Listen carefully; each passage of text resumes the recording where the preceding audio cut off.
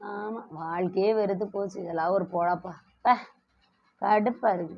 அப்பவே எவ்வளோ சந்தோஷமா, நிம்மதியா இருக்கேன். எனக்கு மட்டும் ஏன் நிம்மதியும் இல்ல, சந்தோஷமும் இல்ல? ச்சே! வெறுத்து போகுதுங்க. அப்படிங்கிற மனநிலையில நெறைய பேர் வாழ்ந்துட்டு இருக்காங்க. உண்மை என்ன தெரியுமா? சாப்பாட்டுக்கே வழி இல்லாத ஒருத்தன், சாப்பாடு கிடைச்சா நிம்மதியா இருக்கும் அப்படின்னு நெனைக்கிறான். இல்ல தண்ணி பிரச்சனை இருக்கக்கூடிய ஒரு இடங்கள்ல பார்த்தீங்கன்னா, குடிக்க தண்ணி கிடைச்சா நிம்மதியும், சந்தோஷமும் அப்படின்னு நெனைக்க ஆரம்பிச்சுட்டாங்க. ஓகே. ஆனா நான் என்ன கேள்வி கேட்கிறேன் அப்படின்னா, இன்றைய காலகட்டத்தில நெறைய பேர் சம்பாரிக்க ஆரம்பிச்சுட்டாங்க. சரிங்களா? ஒரு காலத்தில பை நெறைய பாக்கெட் பை நெறைய காசு எடுத்துட்டு போயி, பை நெறைய காய்கறி வாங்கிட்டு வந்தாங்க. இன்னைக்கு பை நெறைய காசு கொண்டு போனா தான், இந்த பாக்கெட் நெறையிற அளவுக்காவது ஏதாவது வாங்கிட்டு வர முடியுது. இப்படியாப்பட்ட சூழல்ல நம்ம வாழ்ந்துட்டு இருக்கோம். ஆக மொத்தம் எல்லாருமே பணக்காரர்கள் அப்படிங்கிற லிஸ்ட்டுக்கு நம்ம வந்துட்டோம் அப்படிங்கிறத காட்டிலும், எல்லாத்துக்குமே பொருளாதார சுதந்திரம் அப்படிங்கிறது கண்டிப்பா இருக்குது. சரியா?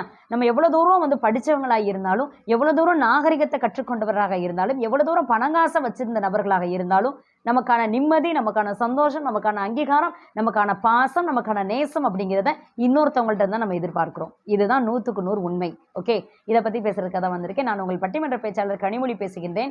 என்னுடைய யூடியூப் சேனல தயவு செஞ்சு சப்ஸ்கிரைப் பண்ணுங்க, லைக் பண்ணுங்க என்று அன்போடு கூட கேட்டுக்கொண்டு, ஆமா கஷ்டப்பட்டு தான் கிரியேட் பண்ணிட்டே இருக்கிறேன்ல. அதனால தான். ஓகே. Thank you. இதுவரை வந்த இந்த அத்தனை நபர்களுக்கும் நிஜமாவே ரொம்ப நான் நன்றி சொல்ல கடமைப்பட்டிருக்கிறேன். நன்றி. இப்ப இருக்கக்கூடிய சப்ஸ்கிரைபர்ஸ்க்கு புதுசா வர்றவங்களுக்குமே வெல்கம் பண்றேன் என்று கேட்டுக்கொண்டு, உண்மை என்ன தெரியுமாங்க? ஒரு துறவி என்ன பண்ணாரு அப்படின்னு சொல்லி சொன்னா, ஒவ்வொரு ஊரா போய் மனிதர்கள் எப்படி வாழ்ந்துட்டு இருக்காங்கன்ற அனுபவத்த பெற்றுக்கொள்ளுகிறதுக்காக அவர் போயிட்டு இருந்தாரு. அப்ப பார்த்தீங்க அப்படின்னா, அந்த ஊர்ல வாழ்ந்துட்டு இருந்த மிகப்பெரிய பணக்காரன்.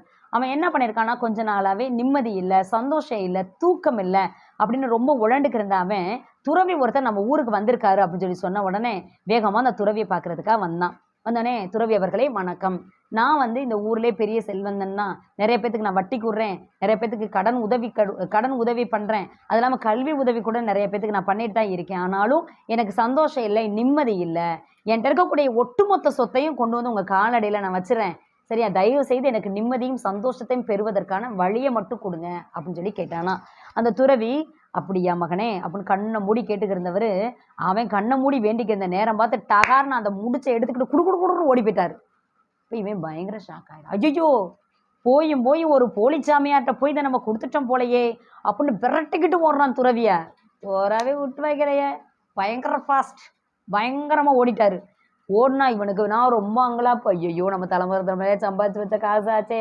போயும் இப்படி ஒரு கிழட்டு சாமியார்ட்ட போய் குடுத்துட்டோமே! அதுவும் போலி சாமியார்ட்ட குடுத்துட்டோமே! என் நிம்மதி போச்சு, என் சந்தோஷம் போச்சு. ஐயோ! என்னடா பண்றது?